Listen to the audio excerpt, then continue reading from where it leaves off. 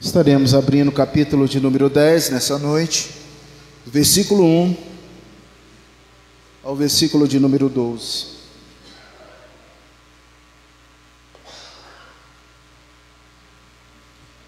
Depois disto, o Senhor designou outros 70 e os enviou de dois em dois para que precedessem cada cidade e lugar onde ele estava para ir.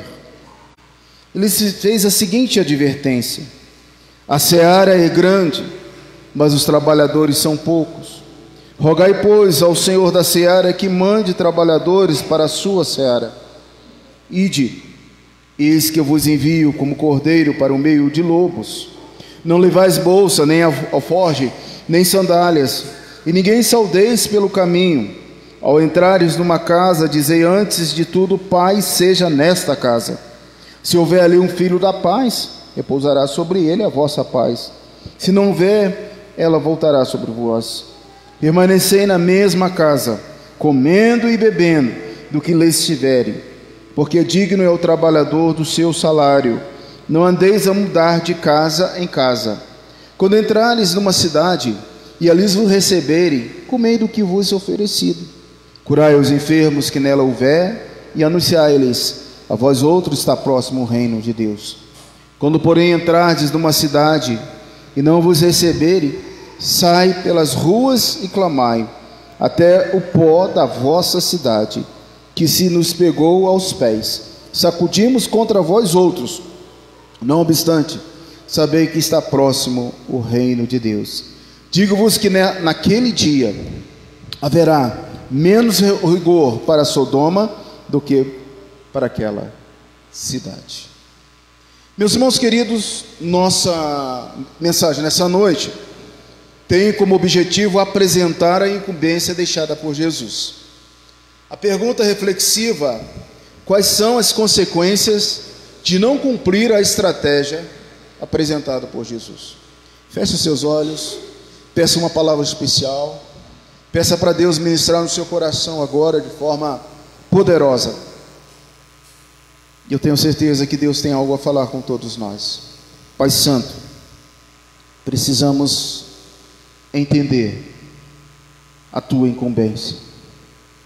Precisamos desenvolver a tua estratégia.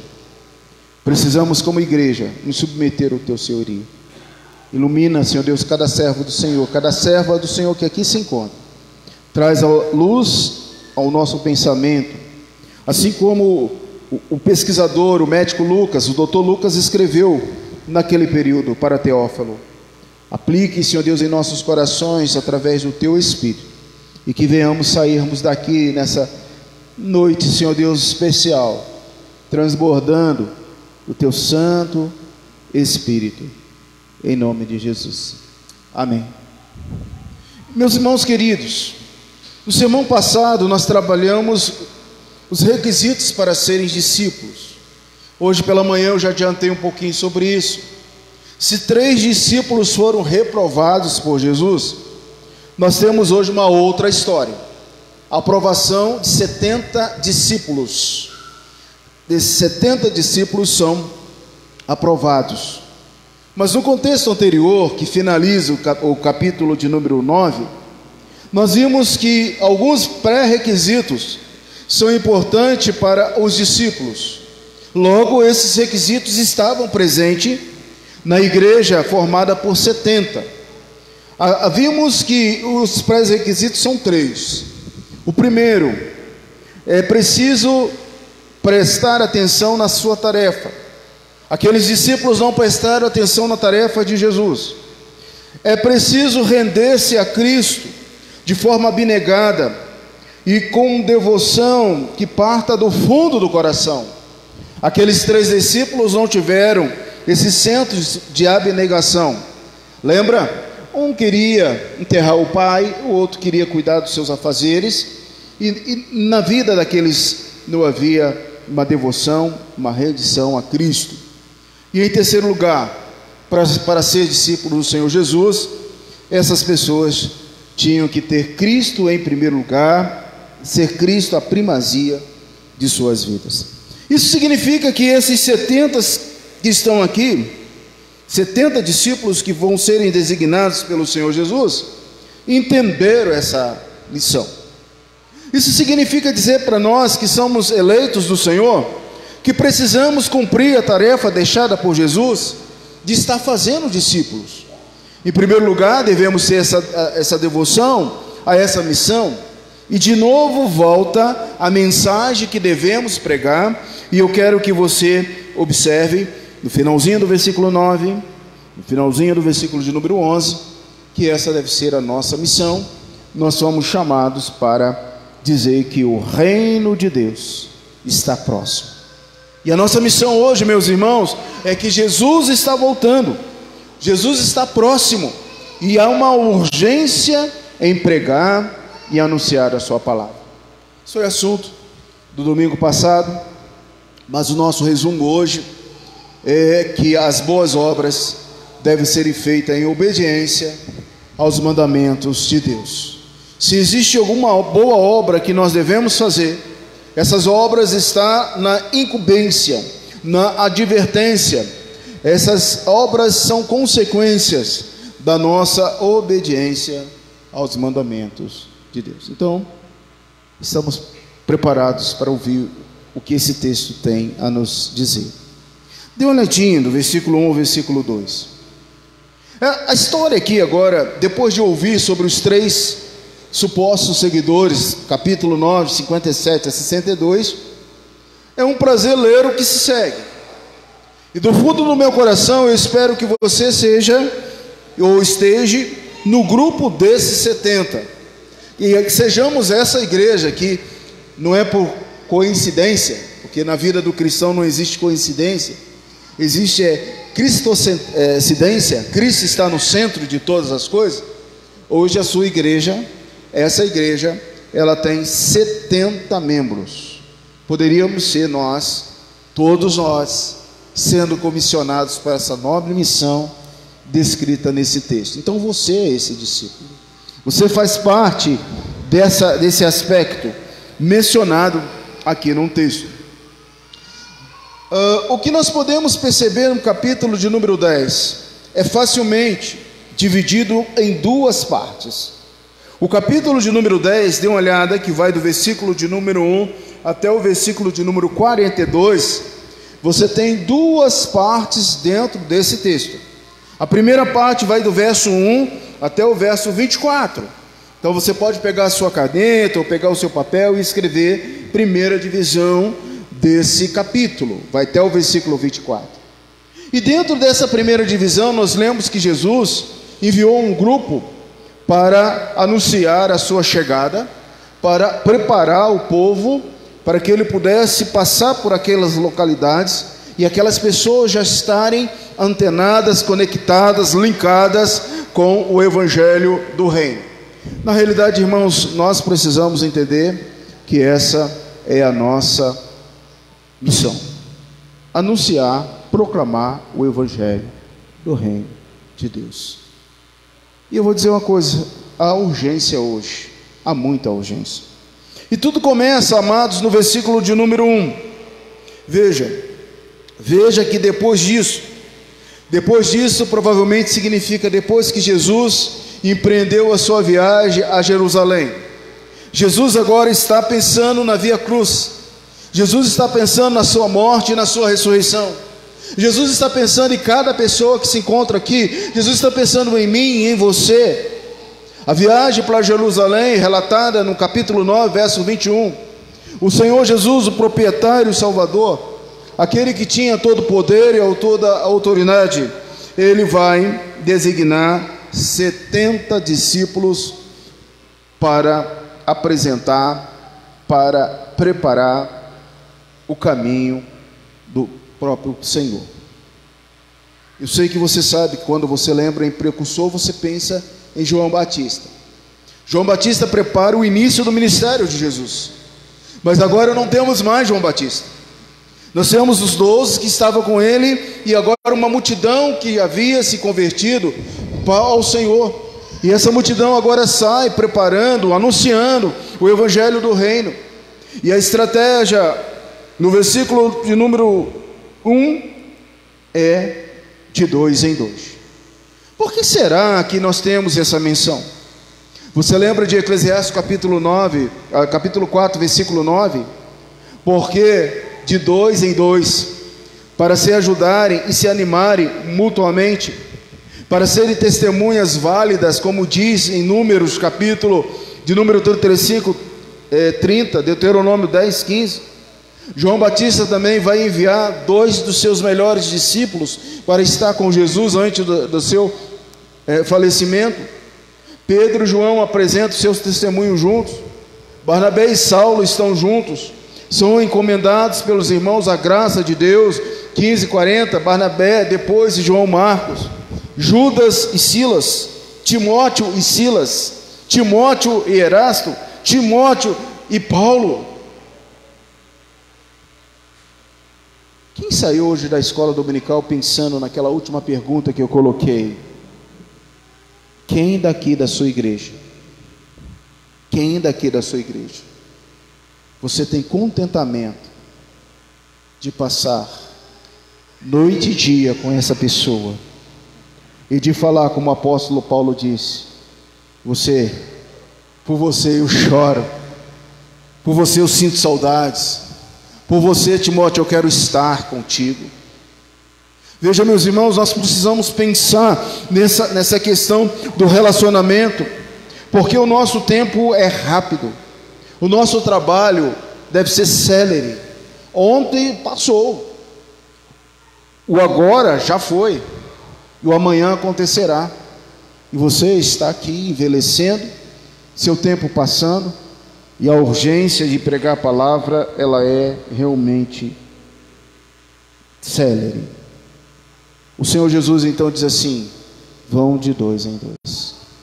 Se Jesus chegasse hoje na nossa igreja e perguntasse para você: olha, pegue o seu irmão e saia evangelizando Santa Maria, saia evangelizando o Distrito Federal, saia evangelizando Goiás, quem você falaria é o meu parceiro? Vamos embora, vamos juntos, vamos trabalhar na obra do Senhor. Veja o versículo de número 2, como Jesus fizera quando chamaram os 12. Agora no verso de número 2, em mais uma ocasião, assim também agora, ele diz aos seus discípulos, nesse caso os 70, e ele expressa algo muito importante para nós.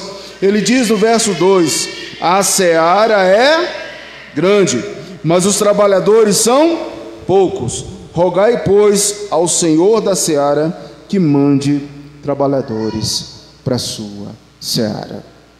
Meus queridos irmãos, aqui nós temos uma estratégia deixada para a Igreja Presbiteriana do Brasil em Santa Maria.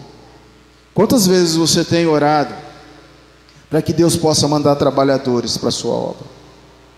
Quantas vezes você tem se suplicado a Deus, o Senhor, o dono da igreja, que envie pastores, evangelistas, mestres, pessoas com dons para cantar, pessoas com dom para tocar, pessoas com dons múltiplos na vida da igreja, com ministério, assim como era também hoje. É verdade que o campo é grande, o mundo é grandíssimo. Dê uma olhada no capítulo 13, verso 38.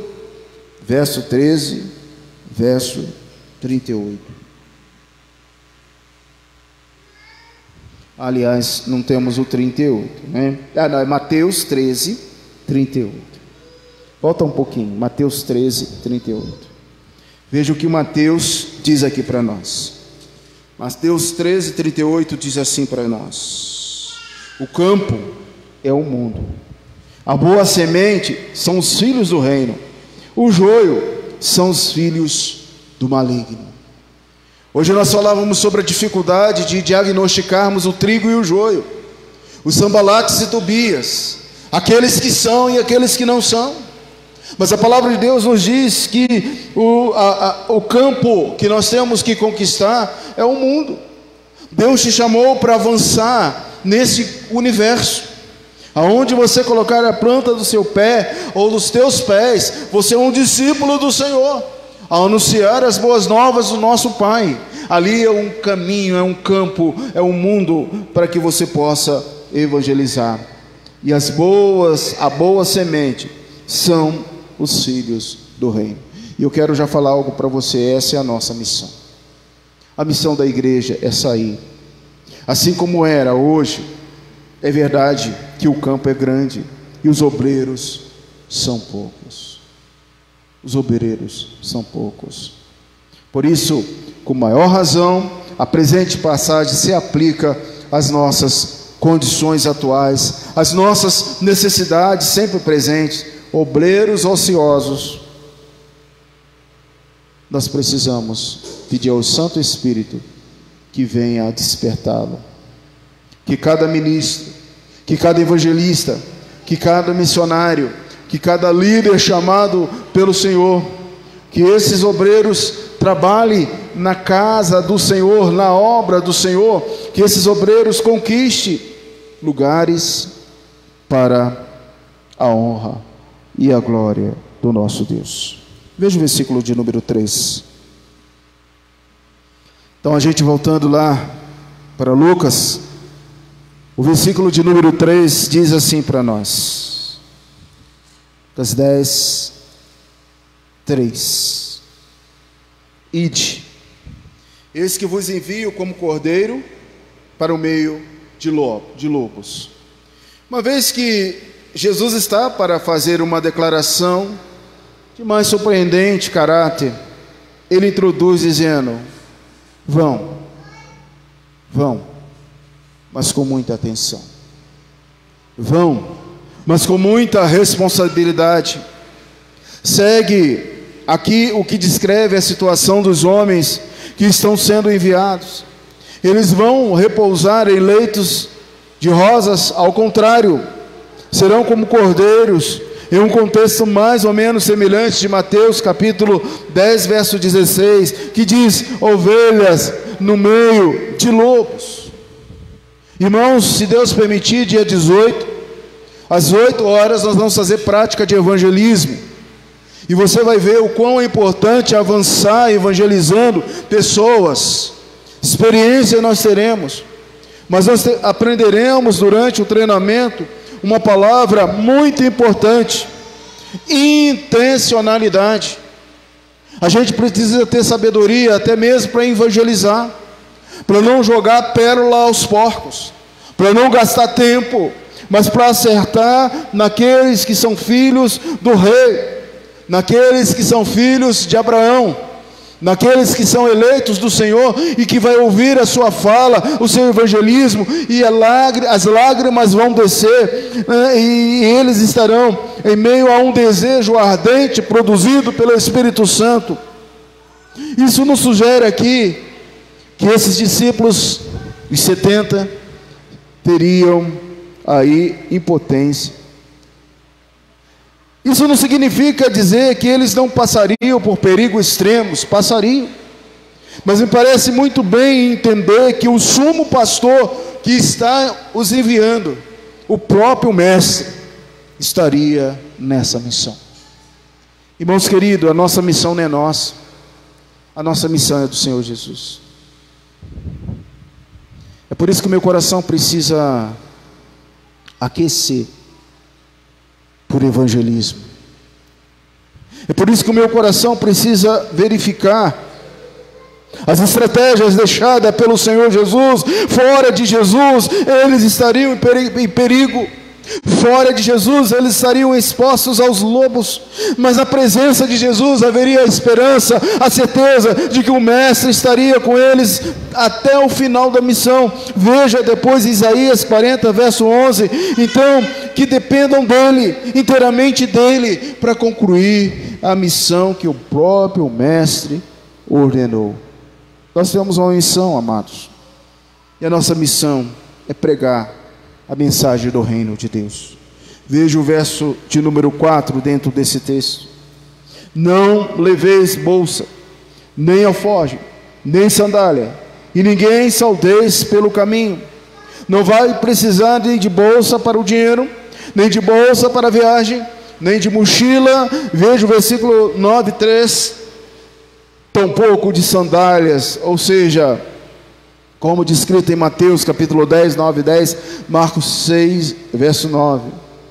Além disso, uma vez que a causa do rei é urgente, Você não deve perder tempo no caminho, nem com a saudação, que era tipicamente dos orientais, que exigia muito tempo. Vamos pensar em torno do que o versículo de número 4 aborda. Por que eles não deveriam levar bolsa? Geralmente, quando nós vamos fazer uma viagem, nós colocamos numa mala muitas coisas, numa bolsa muitas coisas. A bolsa fica pesada, a mala fica pesada, você leva roupa para tudo e não usa nada, e na realidade, aquilo ali é mais um empecilho de urgência, porque vai ficar pesado.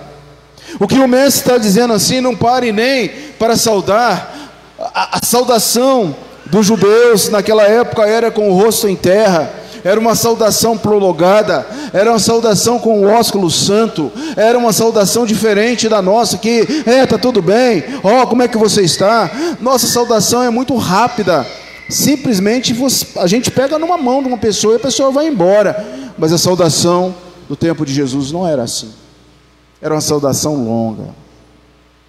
E Jesus está falando assim: não perca tempo. Nós não podemos perder tempo, irmãos.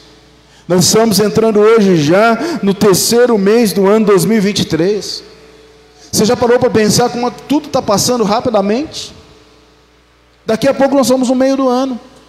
Daqui a pouco nós estamos no Natal. Daqui a pouco acabou 2023. Se você envelheceu, completou seu aniversário, mais um ano, e você, ufa, como esse tempo passou depressa. E esses discípulos tinham urgência. Sabe por quê? Porque o mestre estava a caminho de Jerusalém. O mestre ia para o Calvário. O mestre ainda tinha que passar por aquelas localidades que estrategicamente ele disse aos 70: vão antes de mim, vocês terão poder para pregar a palavra, assim como eu prego. Vão, anuncie as boas novas. Verso 5, verso 6: ao entrar em qualquer casa, esse homem deveria primeiramente pronunciar a saudação sobre ela.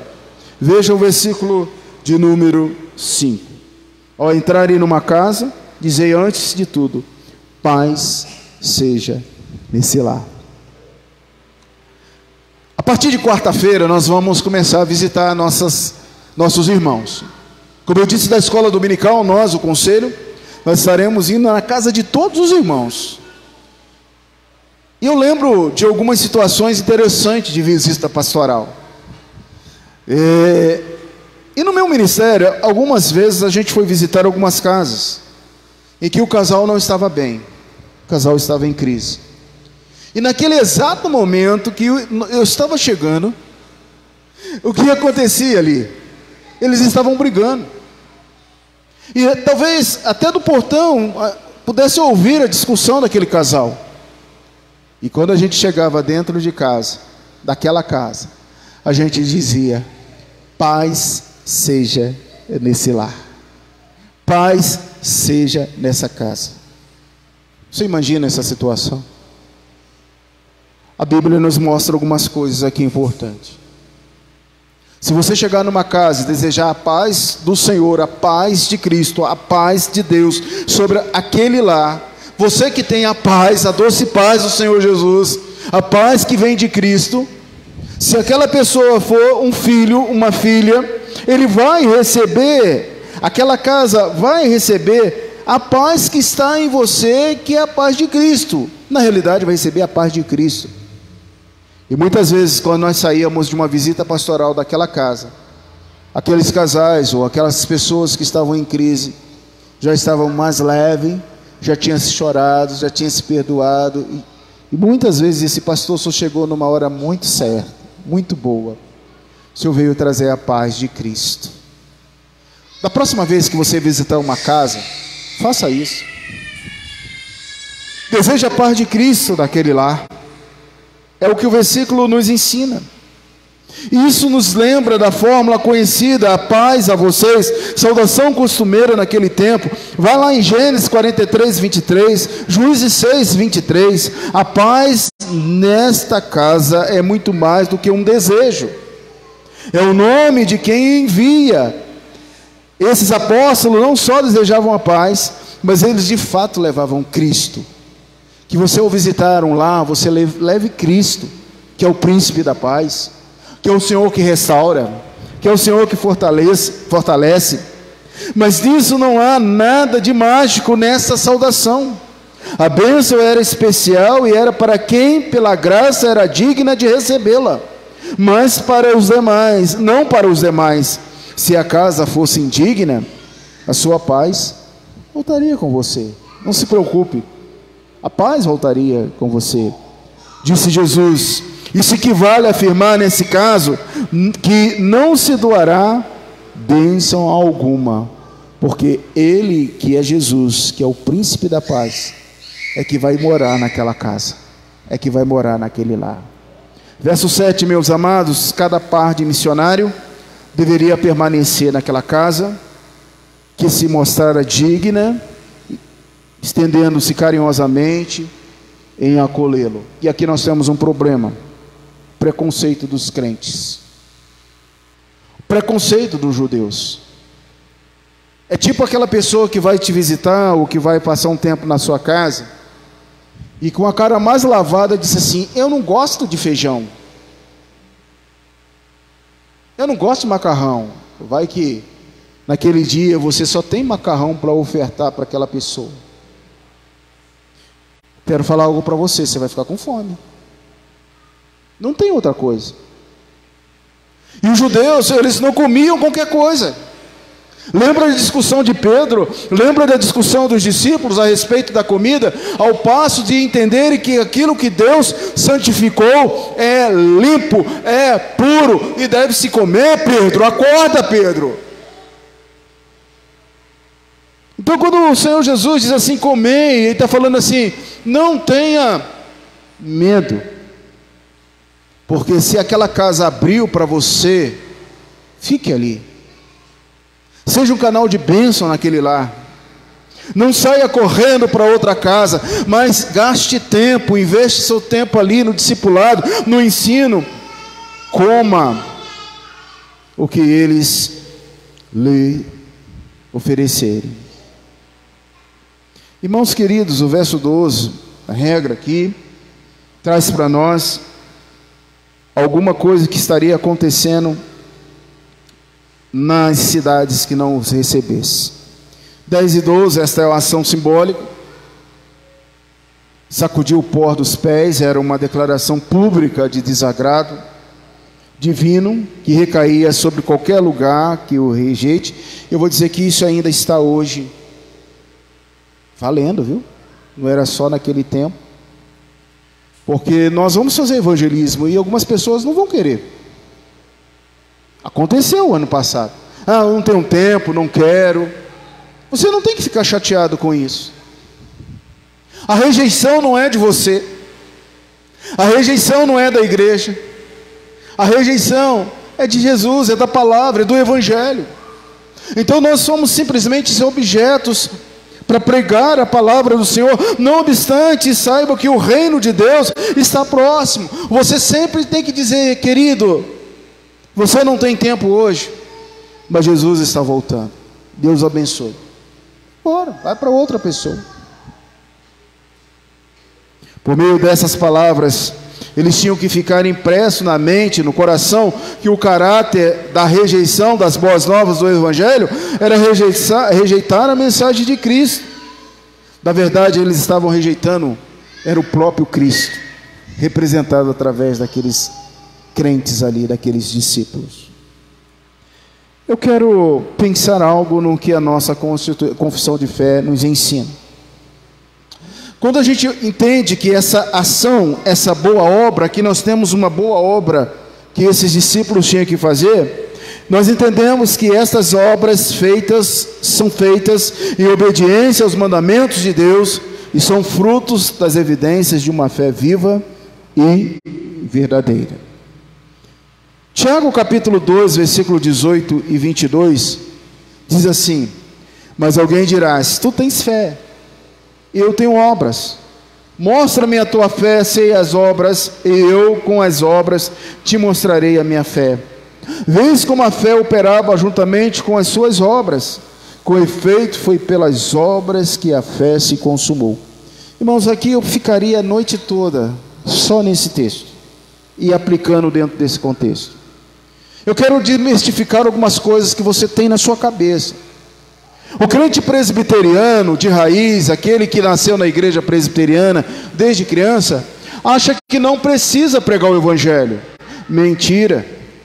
Acha que Deus vai encher a igreja, que vai mandar os seus eleitos para lá. É claro que Deus tem poder para mandar os seus eleitos, os seus escolhidos para aquela igreja. Sim, Deus tem.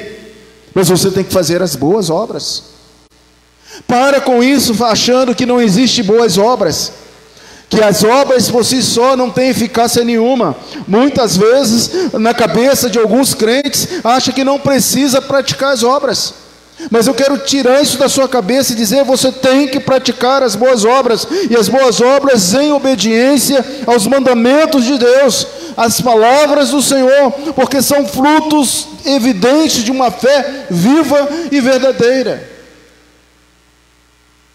Não sei se você está entendendo o que eu estou falando aqui. Que Deus te chamou para você preparar o retorno da vinda dele. Jesus está voltando. Hoje nós temos que pregar isso. Quantas pessoas aqui em Santa Maria terão suas vidas, suas famílias modificadas, porque você vai apresentar, representar, ser um embaixador, uma embaixatriz de Jesus, no poder do Senhor Jesus. E isso são as obras. Nós temos que evangelizar, nós temos que falar das boas obras do Senhor, do reino do Senhor. Nós temos, como o Tiago diz aqui, mas alguém dirá: tu tens fé? Tenho. Cadê as suas obras? Quantas pessoas você já falou de Jesus esse ano? Quem são as 3 pessoas que você está orando para que Jesus possa trazê-lo? Como está o seu coração? Eu quero concluir a nossa reflexão dizendo assim: quais as consequências de não cumprir as estratégias apresentadas por Jesus? Você viu aqui algumas estratégias? Quantas estratégias? Ir de 2 em 2, não levar nada para atrapalhar a missão, bolsa, sandália, capa, celular. Deixe o celular na sua casa. Ninguém vai ligar para você evangelizando, não. Para quê?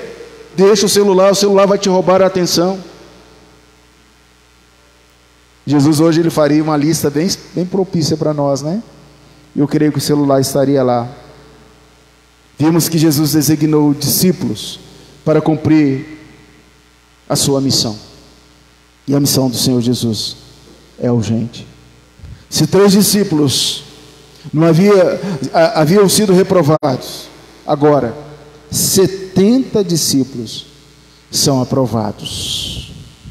Você está entre os reprovados ou entre os aprovados? Cumprir a tarefa deixada por Jesus, indo fazer discípulos, devoção à missão de Jesus, obedecer o Evangelho, sair cumprindo essa missão, mas quais consequências de não cumprir essa estratégia gerará na vida da igreja? É o que nós vemos, irmãos: um povo desanimado, um povo frio, um povo isolado, um povo apático, um povo sem fé, um povo parado, um povo esperando Jesus voltar, sem energia, sem contentamento, sem alegria, sem celebração, sem adoração, sem gratidão, sem sal. Que povo nós somos? Você está se preparando para a volta do Senhor? Hoje, qual o aspecto fundamental desse sermão para a nossa vida? Jesus ensinou que é nosso dever. Não é opção, é uma ordem. É nosso dever, primeiro, orar ao Senhor da seara, para que envie trabalhadores para a sua seara. Irmãos, eu quero dizer algo para você: você precisa orar,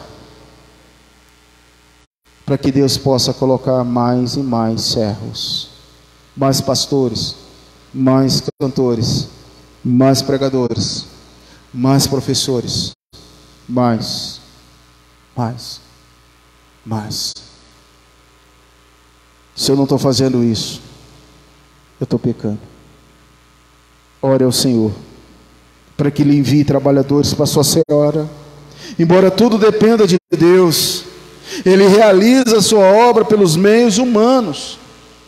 Ele não vai mandar um anjo para vir aqui pregar no seu lugar, evangelizar Santa Maria, não. Ele vai deixar que essa igreja se levante como voz profética, evangelística, nessa quadra, nesse bairro, nesse setor de Santa Maria.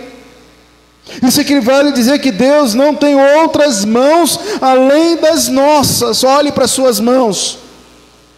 Quais são as obras que você está realizando? Mãos vazias ou mãos calejadas de pegar no arado e não olhar para trás? Ao entrar em uma casa, meu irmão, deseja paz para aquela casa, paz nessa casa, paz nesse lar, mas deseje do fundo do coração.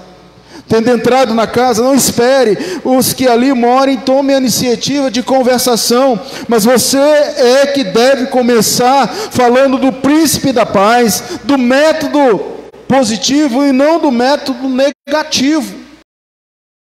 Os crentes em Cristo Jesus. Isso ficou bem claro, que Jesus deixou o método de manutenção à sua obra e subsistência da congregação e também dos seus pastores missionários. Todos nós fazemos parte dessa estratégia, mas porque alguns não fazem parte da estratégia deixada pelo Senhor Jesus e não conseguem desfrutar de uma instituição viva, eterna, porque nós estamos num lugar, irmãos, onde nós temos a garantia da eternidade. Olha, quando nós olhamos aqui no final, nós podemos entender que muitas vezes somos os primeiros a quererem questionar, a exigir, mas nós não somos fiéis participando proativamente. Não somos fiéis na obra do Senhor. Talvez você fique pensando, mas os discípulos iam ficar com vergonha de ficar numa casa se alimentando e pregando o reino, sobre a mensagem do reino. Não. O texto tira toda essa vergonha dos discípulos e diz assim: eu que vou abençoar aquela família, eu que vou abençoar aquela igreja.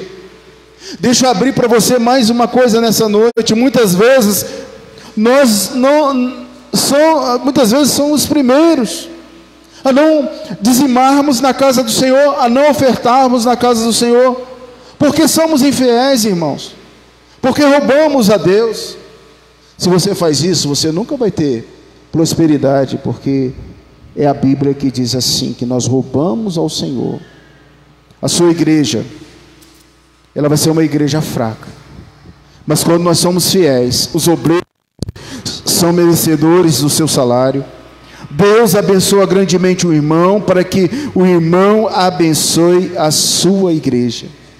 Eu tenho orado a Deus para que você possa ser muito próspero esse ano, e quero dizer a vocês que nós estamos com fidelidade, ofertando, dizimando. A sua igreja, pelo segundo mês, dizimou aquilo que precisa dizimar, e eu não tenho dúvida que Deus vai continuar abençoando você cada vez mais.